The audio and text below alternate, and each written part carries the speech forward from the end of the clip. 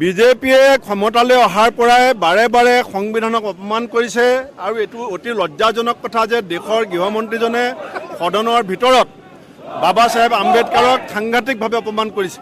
তেওঁলোকে যে ইলেকশ্যনত 400 পাৰ বুলি কৈছিলে, তাৰমানে 2/3 মেজৰিটি পোৱা হ'লে তেওঁলোকে সংবিধান বদলাই দিলেহেঁতেন। এই সংবিধান কংগ্ৰেছ দলে আম্বেদকাৰ ডাঙৰীয়াৰ নেতৃত্বত যিখন প্ৰণয়ন কৰিছিলে, এই সংবিধানৰ অপমান আমি সহ্য নকৰোঁ। তেওঁলোকে বিভিন্ন জিলাত ইলেক্টেড চৰকাৰবিলাক ভাঙি দিয়ে। বিভিন্ন সময় অসমত তেওঁলোকে আন্দোলনবিলাকক অবৈধ আখ্যা দিব বিচাৰে। গণতান্ত্ৰিক প্ৰমূল্যৰ প্ৰতি তেওঁলোকৰ সন্মান নাই। CBI, ED, SEBI এইবিলাক, সুপ্ৰিম কোৰ্ট, এই ইলেকশ্যন কমিশ্যন এইবিলাক সংবিধান প্ৰদত্ত অনুষ্ঠান।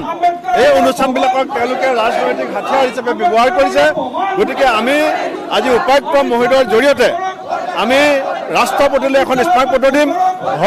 হয় অমিত শ্বাহ ক্ষমা খোজক, নহয় অমিত শ্বাহ মন্ত্ৰিত্বৰ পৰা বৰ্খাস্ত কৰক। মই কৈছোঁ আমি যুঁজিবলৈ অহা নাই, আমি বন্দুক লৈ অহা নাই। আমি শান্তিপূৰ্ণ গণতান্ত্ৰিক আন্দোলন কৰিছোঁ সংবিধান ৰক্ষা কৰিবৰ কাৰণে। আম্বেদকাৰ সন্মান যাত্ৰা কৰিছোঁ। আম্বেদকাৰ সংবিধান ৰচনা কৰিছিলে। আমি DC মণিমোহন নাম দিবলৈ আহিছোঁ। ইয়াত কোনো আমাৰ ওপৰত বলপূৰ্বক কৰিবলৈ যাব নালাগে। যদি কোনোবাই বল প্ৰয়োগ কৰে, কংগ্ৰেছেও বল দেখাবলৈ বাধ্য হ'ব। এইটো কথা কৈছোঁ। কোনোবা যদি নৰকলৈও যাব লাগে অমিত শ্বাহৰ কথামতে, আমাৰ কংগ্ৰেছ কৰ্মীসকলে সেই কাম কৰিবলৈ সাজু আছে। সংবিধানক তেওঁলোকে প্ৰথম অপমান কৰা নাই। আজি ৰাস্তাত আন্দোলন কৰিবলৈ তেওঁলোকে নিদিয়ে। এখন গণতন্ত্ৰ। ব্ৰিটিছৰ বিৰুদ্ধে গান্ধীজীৰ নেতৃত্বত অহিংস পন্থাৰে আন্দোলন কৰি পৰাক্ৰমী ব্ৰিটিছক ভাৰতবৰ্ষৰ পৰা কংগ্ৰেছে খেদিছিল। যি ব্ৰিটিছক কংগ্ৰেছে ভয় নকৰিলে, সেই কংগ্ৰেছে বিজেপিক ভয় নকৰে, এই হিমন্ত বিশ্ব শৰ্মাক ভয় নকৰে। মই অসম পুলিচকো ক'ম যে যিজন মুখ্যমন্ত্ৰী শাসনত আছে, তেওঁৰ প্ৰকৃত যিবিলাক কাম কাজ, যি ধৰণে অসমত চিণ্ডিকেট ৰাজ চলিছে, যি ধৰণে লুণ্ঠন চলিছে, চুৰ বাঢ়িছে, ডকাইত বাঢ়িছে, ধৰ্ষণ বাঢ়িছে, মহিলাৰ ওপৰত নিৰ্যাতন বাঢ়িছে, এইবিলাক নিয়ন্ত্ৰণ কৰিবৰ কাৰণে পুলিচে ক্ষমতা দেখুৱাওক। গণতান্ত্ৰিক প্ৰক্ৰিয়াৰে শান্তিপূৰ্ণ আন্দোলনত পুলিচে ক্ষমতা দেখুওৱা বন্ধ কৰক। অসমৰ মানুহে বিজেপিক নিপাত যোৱাটো বিচাৰিছে। অসমৰ যুৱ প্ৰজন্মই সংস্থাপন বিচাৰিছে। মানুহে বানপানী গৰাখহনীয়া সমস্যাৰ সমাধান বিচাৰিছে। চাহ শ্ৰমিকৰ মজুৰি বৃদ্ধি হোৱাটো বিচাৰিছে।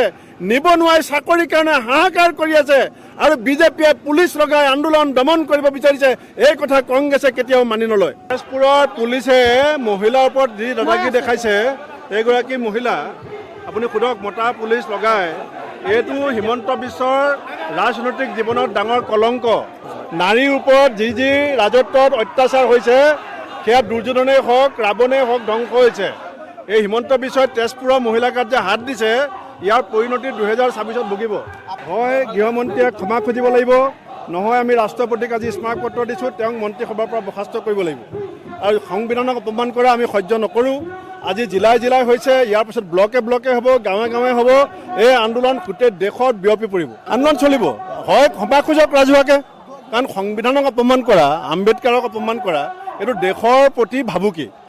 দেশৰ যিটো ধৰ্ম নিৰপেক্ষতা, সমাজবাদী চৰিত্ৰ, তাৰ প্ৰতি ভাবুকি। আৰু সেই ভাবুকিৰ সন্মুখত কংগ্ৰেছে সেও নেমানে। কংগ্ৰেছে যুঁজি আহিছে আৰু যুঁজি যাব। আজি শোণিতপুৰ জিলা কংগ্ৰেছৰ উদ্যোগত ডক্টৰ BR আম্বেদকাৰ সন্মান যাত্ৰাত আমি যিখন প্ৰকাণ্ড ফটো হাতত লৈ পেলাই যাত্ৰা কৰিছিলোঁ, আমি উপায়ুক্তৰ কাৰ্যালয়ত গৈ পেলাই দেখিছোঁ যে উপায়ুক্ত মহোদয়ৰ কাৰ্যালয়ত আম্বেদকাৰৰ ফটো নাছিলে। সেইকাৰণে আমি উপায়ুক্ত ডাঙৰীয়াক, শোণিতপুৰৰ উপায়ুক্ত ডাঙৰীয়াক আমি লগত লৈ অহা ফটোখন অৰ্পণ কৰিলোঁ আৰু সেই ফটোখন তেখেতৰ কক্ষত স্থাপন কৰা হৈছে। আৰু ইতিমধ্যে আমি স্মাৰকপত্ৰ তেখেতক দিছোঁ। তেখেতে ৰাষ্ট্ৰপতিলৈ পঠাম বুলি কৈছে। DC is a constitutional authority, deputy commissioner is a constitutional authority. He is not under any person, he is under constitution. আৰু সেইকাৰণে কনষ্টিটিউশ্যনৰ প্ৰণেতা আম্বেদকাৰ ডাঙৰীয়াৰ ফটো শোণিতপুৰ জিলাৰ উপায়ুক্তৰ কাৰ্যালয়ত নাছিলে, আমি আজি দিছোঁ, তেখেতে লগাইছে। আৰু এতিয়া আমি চাম যে অসমৰ প্ৰত্যেকজন জিলাৰ উপায়ুক্তৰ কাৰ্যালয়ত আম্বেদকাৰ ডাঙৰীয়াৰ ফটো আছেনে নাই যদি আমি গৈ নিজে লগোৱাৰ ব্যৱস্থা কৰিম। হিমন্ত বিশ্ব শৰ্মা মুখ্যমন্ত্ৰীয়ে যদি আম্বেদকাৰক সন্মান কৰিবলৈ নিশিকে, আমি বদলাই দিম মুখ্যমন্ত্ৰী।